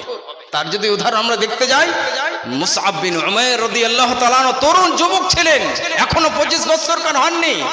ওনার কানে যখন তাওহীদের বাণী ভেসে এলো, তাওহীদের নূর ভেসে এলো, ইসলাম কবুল করে নিলেন, ইসলাম কবুল করে নিলেন। তরুণ যুবক, দেখতে সুন্দর ছিলেন, প্রত্যেক দিন নতুন লেবাস পরিধান করতেন, নতুন লেবাস পরতেন। যে গলি দিয়ে যেতেন সেই গলি খুশবুতে মুআত্তার হয়ে যেত। সেই গলিতে তারা বুঝতে পারত সকলেই যে এই গলিতে মুসআব বিন উমাইর রাদিয়াল্লাহু তাআলা হেঁটে গেছেন। এই মুসআব বিন উমাইর রাদিয়াল্লাহু তাআলা ইসলাম গ্রহণ করলেন, কিন্তু তার ভাই ইসলাম গ্রহণ করেনি। বদরের যুদ্ধের সময়তে তাকে গ্রেফতার করে মক্কা নিয়ে আনা হয়েছিল, তাকে ধরে নিয়ে মক্কাতে নিয়ে আসা হয়েছিল। মুসআব বিন উমাইর রাদিয়াল্লাহু তাআলা দেখছেন যে এক আনসারী সাহাবী তার ভাইকে রশ্মি দিয়ে বাঁধছে। মুসআব বিন উমাইর রাদিয়াল্লাহু তাআলা আনহু বলছেন যে একে ভালো করে বাঁধো, শক্ত করে বাঁধো, এর মা অনেক মালদার আছে, অনেক টাকা পাবে।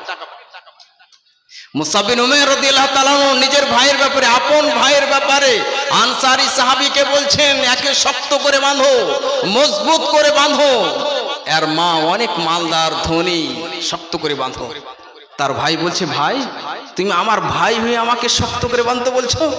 উত্তর দিয়েছিলেন মুসআব বিন উমাইর রাদিয়াল্লাহু তাআলা আনহু। তারা পূর্ণ জীবনে প্র্যাকটিক্যালি আয়াতগুলোকে গুছিয়ে তুলেছিলেন, প্র্যাকটিক্যালি নিজের জীবনে বাস্তবায়ন করেছিলেন।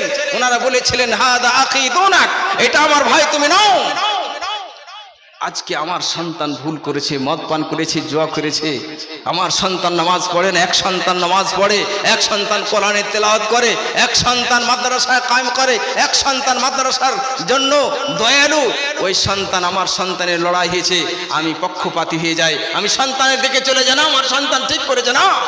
মুমিন বান্দার পরিচয় হলো, মুমিন বান্দার পরিচয় হলো কাফেরদের জন্য, অমুসলিমদের জন্য, যারা আমাদেরকে মিটাতে চায়। আমার কথা যেন অন্যদিকে না যায়, আমি বারবার শব্দটা বলছি, যারা আমাদেরকে মিটাতে চায়, আমাদের তৌহিদকে মিটাতে চায়, আমাদের মসজিদকে মেটাতে চায়, তাদের জন্য আমরা কঠোর হব। মুসাব বিন উমর রাদিয়াল্লাহু তাআলা কঠোর হয়ে গেলেন যে না, হাদা আখিদুনা, এটা আমার ভাই, তুমি নাও। তাহলে আমাদেরও এটাই হতে হবে ভঙ্গিমা, যে আমার সন্তান যদি নামাজ না পড়ে, অন্য সন্তান নামাজ পড়ে, আমি তাকে ভালোবাসবো। অন্য সন্তান কোরআনের তেলাওয়াত করে, আমি তাকে ভালোবাসবো। অন্য সন্তান কোরআনের হাফেজ, আমি তাকে ভালোবাসবো। আমার সন্তান নামাজ পড়ে না, আমি তাকে ভালোবাসবো না। তারপরে ইজাহিদুনা ফি সাবিলিল্লাহ, যাদেরকে আল্লাহ ভালোবাসেন, আল্লাহর পথে তারা জিহাদ করে, জিহাদ করবে তারা। এই চিত্রটা যদি আমরা দেখতে যাই, এক যোগ্য সাহাবী রাদিয়াল্লাহু তাআলা আনহু, এই ঘটনাটা বদরের যুদ্ধের সময়তে এসেছে এবং উহুদের যুদ্ধের সময়তে এই ঘটনাটা পেশ এসেছে। এক যোগ্য সাহাবী রাদিয়াল্লাহু তাআলা আনহু নবী সাল্লাল্লাহু আলাইহি সাল্লামের কাছে এসে জিজ্ঞাসা করছে উহুদের যুদ্ধের সময়তে, قال أرأيت إن قتلت فأين أنا يا رسول الله, নবী সাল্লাল্লাহু আলাইহি সাল্লাম আমাকে একটু বলে দেন তো, ইন কুতিলতু ফাআইনা আনা, যদি আমি আল্লাহর পথে লড়তে লড়তে শহীদ হয়ে যাই, আইনা আনা, আমি কোথায় হব, আমার স্থান কোথায় হবে, আমার ঠিকানা কোথায় হবে। তার মানে সাহাবারা লালচি হতেন, জান্নাতের লালচি হতেন। কিভাবে আমরা জান্নাত পাবো, এটাই আসল সত্য। জান্নাতের লালচি হতে হবে, হঠাৎ করে মত চলে আসবে, কে জানে কি হবে। আখিরাতকে বাঁচাতে হবে, ঈমান বাঁচাতে হবে, এটাই সত্য।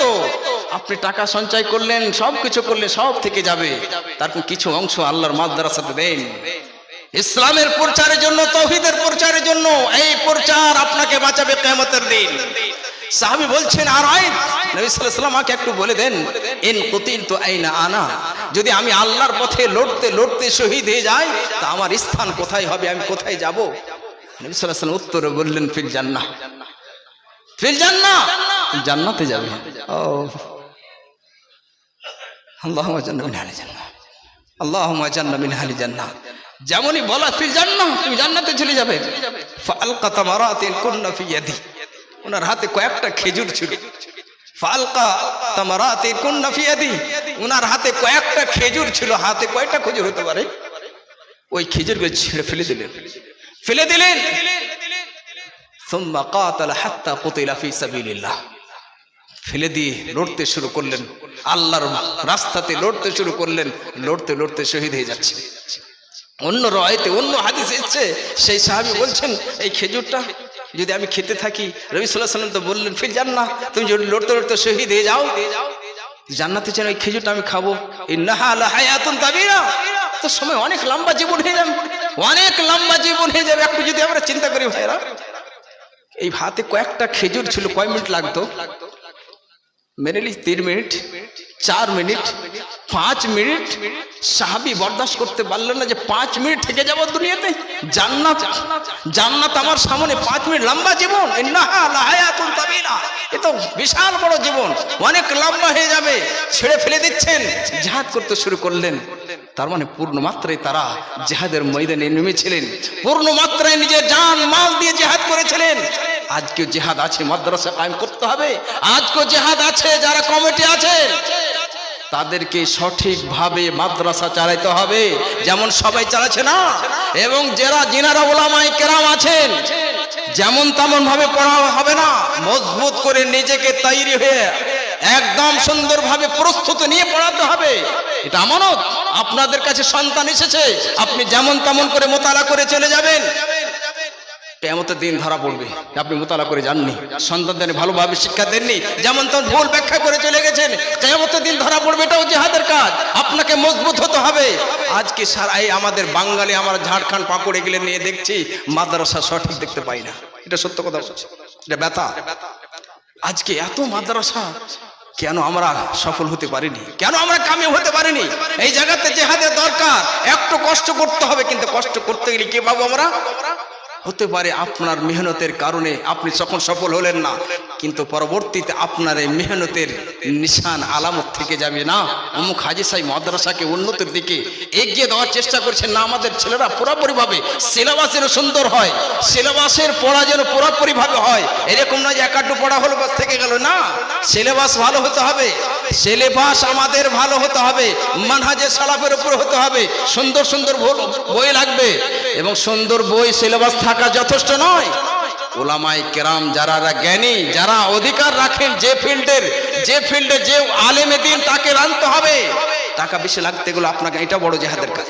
আজকে কি করেছি আমরা, মসজিদে 5,000 টাকা দেব, 5,000 হলে হল, যেমন হোক তেমন হোক, নাউযুবিল্লাহ। আপনি যার কাছে কোরআন শিখবে, কোরআন শিক্ষার, কোরআনের তেলাওয়াত জানে না, কোরআনের তেলাওয়াত জানে না, তাওহীদ শব্দটা জানে না, আপনি তাকে রাখবেন আর বলছে যে এরকম 5,000 না, যেখানে যে 10,000 লাগে আপনাকে সেই জায়গাতে পরিশ্রম করতে হবে, মেহনত। এটাও একটা জিহাদ, এটাও একটা বড় জিহাদ। এবং এখন তো আমাকে লাগে যে সবচেয়ে বড় জিহাদের কাজ হচ্ছে ইসলামের শিক্ষা, ইসলামের নশর, ইসলামের প্রচারকে খুবই সুন্দরভাবে মজবুত করে গড়িয়ে তুলতে হবে, মাদ্রাসাটাকে মজবুত করতে হবে। এবং এই কথাটাও বলছি, ভয় লাগছে কিন্তু সত্য কথা আমাকে বলতে দেন। কিছু আলেম আছে যারা মাদ্রাসাকে নিয়ে ছিনিমিনি করছে, আদায়কে নিয়ে না। একটা যদি দানাও আপনার পেটে আমানত হিসেবে না যায়, খেয়ানত হিসেবে চলে যায়, কিয়ামতের দিন আপনি ধরা পড়বেন, কিয়ামতের দিন ধরা পড়বেন। এটা আমাদের বিশ্বাস যে আমার ভাগ্যে যতটা দানা আছে ততটা আমি খাবো, তার চেয়ে বেশি আমি খাবো না। যদি এটাই সত্য, তাহলে কেন আমি সেখানে এদিক সেদিক করবো আমি? এবং যারা কমিটি আছেন তাদেরও, যে আপনি সঠিকভাবে তাদেরকে বেতন দেন। যখনই আপনি তাদেরকে সঠিকভাবে বেতন দেবেন না, তখন ভোকের কারণে, খিদার কারণে কিছু হইতে পারে, আপনিও দায়ী হবেন। এই জায়গাতে জিহাদ করতে হবে, এই জায়গাতে জিহাদের দরকার। আপনাকে সঠিক পথে আনতে হবে, সঠিক পথে যেতে হবে। সাহাবায়ে কেরাম রাদিয়াল্লাহু আনহুম তারা জান দিতে পেরেছেন, নিজের জান দিতে পেরেছেন। আমরা এতটা কেন মেহনত করতে পারবো না? এক যোগ্য সাহাবী রাদিয়াল্লাহু তাআলা, সেটা সেই বুখারীর মধ্যে এসেছে, লড়তে দুশমনের পক্ষ থেকে আক্রমণ যখন হয়ে যায়, তখন রক্ত বেরিয়ে যায়।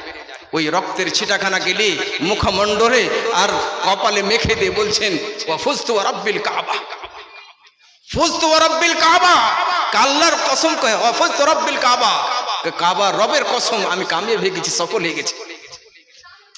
দুনিয়া থেকে চলে যাচ্ছেন, উনি বলছেন আমি সফল হয়ে গেছি, কামিয়াব হয়ে গেছি, আল্লাহর পথে শহীদ হয়ে যাচ্ছেন। আবু বকর সিদ্দিক রাদিয়াল্লাহু তাআলা, আজকে আমাদের দরকার পড়ছে যে মাওলানা বানাওয়াটি যদি দোয়া না হয় চান্দা হবে না। সেই জামানাতে আবু বকর সিদ্দিক রাদিয়াল্লাহু তাআলা আনহু, নবী সাল্লাল্লাহু আলাইহি সাল্লাম বললেন এই যুদ্ধতে অনেক মালের দরকার, অনেক সম্পদের দরকার, জিহাদের দরকার।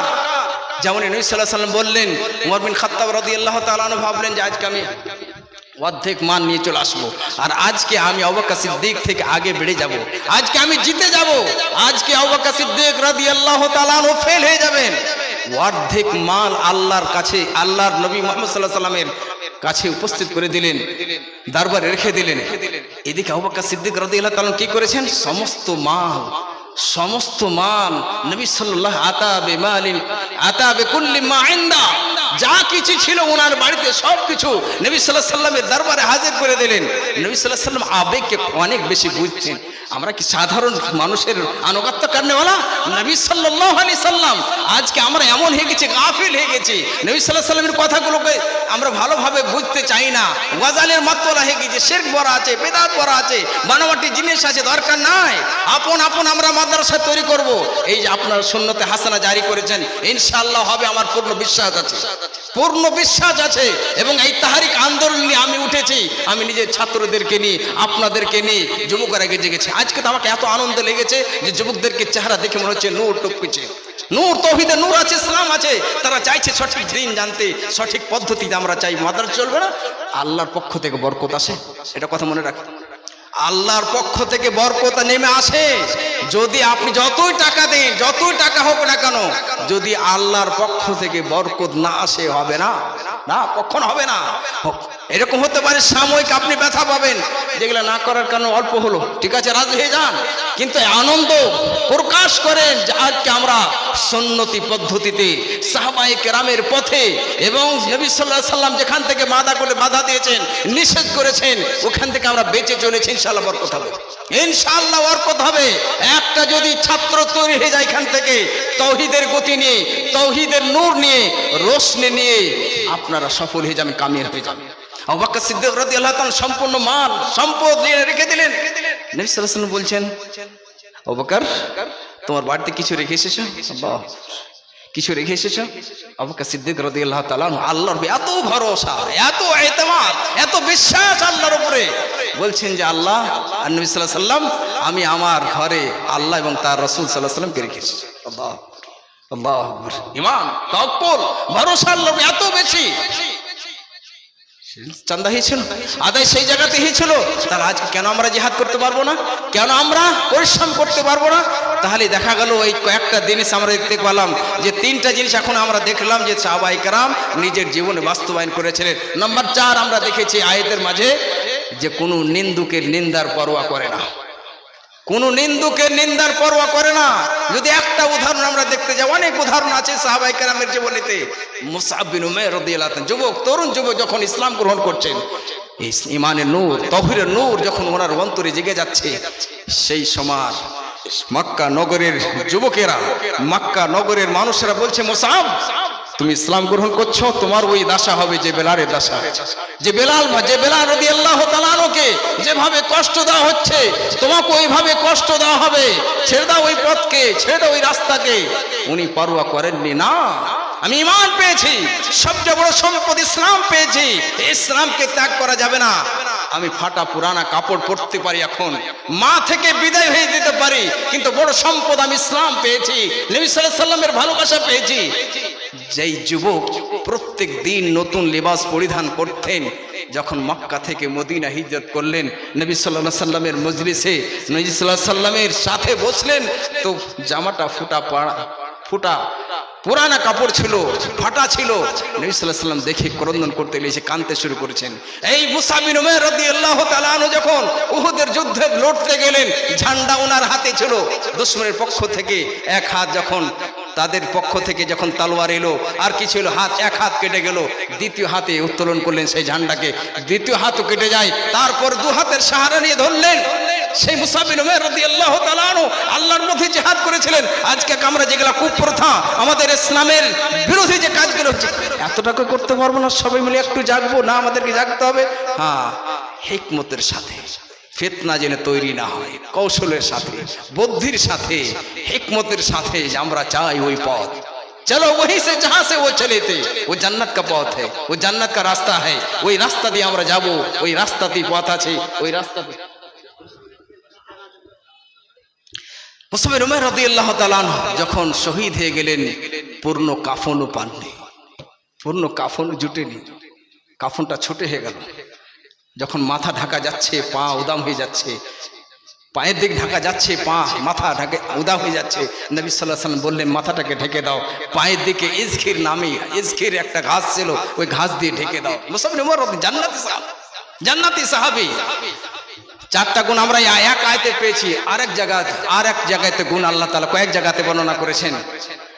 আল্লাহ তাআলা ওই বান্দাদেরকে ভালোবাসেন যে বান্দারা নিজের ইচ্ছাকে আল্লাহর ইচ্ছার আগে কুরবান করে দেয়, যে বান্দারা নিজের ইচ্ছাকে আল্লাহর ইচ্ছার আগে কুরবান করে দেয়। যেমন খলিলুল্লাহ ইব্রাহিম আলাইহিস সালাম, অনেক দুয়ার পরে, অনেক লম্বা সময়ের পরে সন্তান পেয়েছিলেন ইসমাইল আলাইহিস সালাম। এক বাবা যদি সন্তানের বাবা না হতে পারে, দোয়া করছে সন্তান পেয়েছে, তখন ওই বাবার ইচ্ছা হয় আমার সন্তান আমার কাছে কোথাও না যায়, আমার সাথে সব সময় থাকে, এবং ওই সন্তান দৌড়াদৌড়ি করতে শুরু করেছে, সেই সন্তান কাজে আসতে লেগেছে, যে আমার প্রিয় সন্তান আমার মোবাইলটা এনে দাও তো, তাড়াতাড়ি ছুটে আসছে, আমার কলমটা এনে দাও তো, তাড়াতাড়ি ছুটে আসে। এই যে দৌড়াদৌড়ি শুরু করেছে, বাবার কত ভালোবাসা হয়ে যায়, কত মহব্বত প্রেম প্রীতি হয়ে যায়। আল্লাহ পূর্ণ চিত্রটা আল্লাহ কোরআনের মধ্যে এঁকে দিয়েছেন।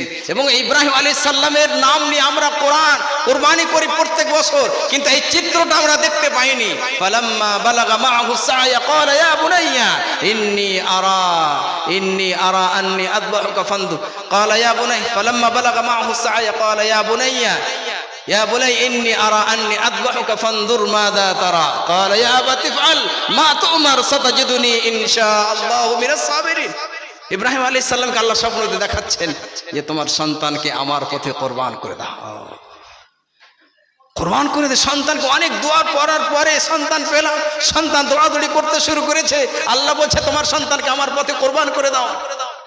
সন্তানও তেমন বলছে ইয়া আবাতি ফাল মা তুমার, আমার প্রিয় আব্বাজান যা আদেশ করা হয়েছে আপনাকে, আল্লাহ যা আদেশ করেছেন আপনি করে ফেলুন, ইনশাআল্লাহ আপনি আমাকে ধৈর্য অবলম্বনকারীর মধ্যেই পাবেন। এখান থেকে বুঝে যায় আল্লাহর পক্ষ থেকে যদি তৌফিক না পায় বান্দা কোনো কাজ নেক কাজ করতে পারে না। আগের শব্দ দেখেন ফালাম্মা আসলামা ওয়া তাল্লাহু লিল জাবিন, যখন সন্তান বাবা দুজনেই প্রস্তুত সন্তান কোরবানি হওয়ার জন্য, বাবা নিজের সন্তানকে কোরবান করার জন্য প্রস্তুত, ওয়া তাল্লাহু লিল জাবিন, এবং নিজের সন্তানকে একটু তাকান তো আপনার সন্তানকে আপনি বনবাস দিতে পারবেন? আজকে যদি আমাকে বলি আমার মাদ্রাসা গুমানিতে আমি পড়াই, কোন এক ছাত্রের ব্যাপারে আমাকে বলে যে এই সন্তানকে আপনি এই কোন জঙ্গলে রেখে আসেন, আমি পারবো না। আমার সন্তান না হওয়ার পরও মাত্র কয়েকটা দিন থেকে আমার সাথে সাক্ষাৎ, আমার সাথে পরিচয়, আমি রাখতে পারবো না। আল্লাহর পক্ষ থেকে অর্ডার হয়েছে ওয়া তাল্লাহু লিল জাবিন, বাবা নিজের সন্তানকে পেশানের ভারে এই কপালের ভাবে শুয়ে দিচ্ছে আর সন্তানও রাজি হয়ে যাচ্ছে। আল্লাহু আকবার। এই যেখানে ভালোবাসা, তার মানে এখানে ওই বান্দাদেরকে আল্লাহ ভালোবাসে যে বান্দা নিজের ইচ্ছাকে আল্লাহর ইচ্ছার আগে কোরবান করে দেয়। ইব্রাহিম আলাইহিস সালাম ইচ্ছা যে আমার সন্তান যেন আমার থাকে, আমার সাথে বেঁচে থাকে, কিন্তু আল্লাহর ইচ্ছা না আমার পথে কোরবান করে দাও। এই জায়গাতে দেখতে হবে আপনার ইচ্ছা হয় ফজরের নামাজের সময়তে একটু ঘুমায়, এই জায়গাতে আপনার পড়ে গেছে সত্যিকে আপনি আল্লাহকে ভালোবাসেন, সত্যিকে আল্লাহ যদি সত্যি আল্লাহ আপনাকে ভালোবাসে এখন বিছান ছেড়ে দেন। হে যুবক, তুমি নিশা পান করো, সিগারেট পান করো, ফ্রি ফায়ার আর ফ্রিজিবি কি খালো, তোমার ইচ্ছা এটা, আল্লাহর ইচ্ছা না, আল্লাহর ইচ্ছা না। তোমাকে সমস্ত মদ ছেড়ে দিতে হবে, ত্যাগ করতে হবে, আল্লাহর পথে যেতে হবে।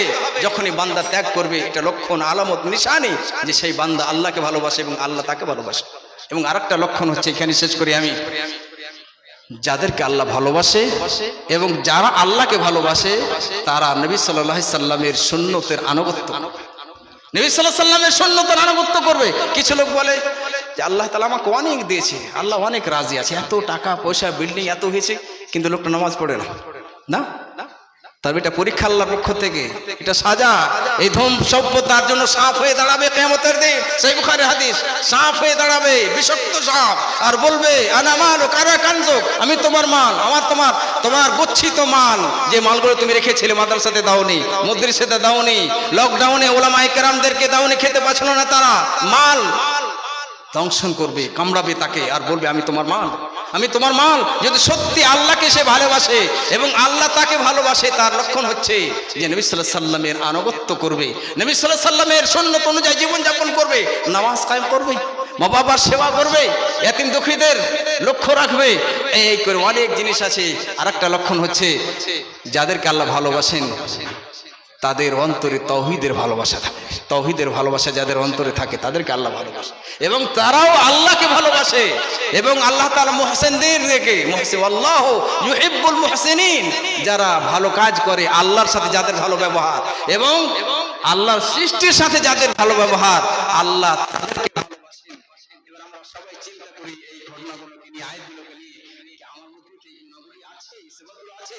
যদি না আছে আমাদেরকে জানতে হবে, দোয়া করতে হবে। যদি আছে আলহামদুলিল্লাহ, আরো চান আল্লাহর কাছে, আল্লাহকে আরো মজবুত করে দাও আল্লাহ। যদি যখন আমি বিদায় হব এই সমস্ত গুণাবলী যে আমার অন্তরে থাকে, লা ইন শাকারতুম লাযিদান্নাকুম ওয়া লা ইন কাফারতুম ইন্না আযাবি লাশাদীদ।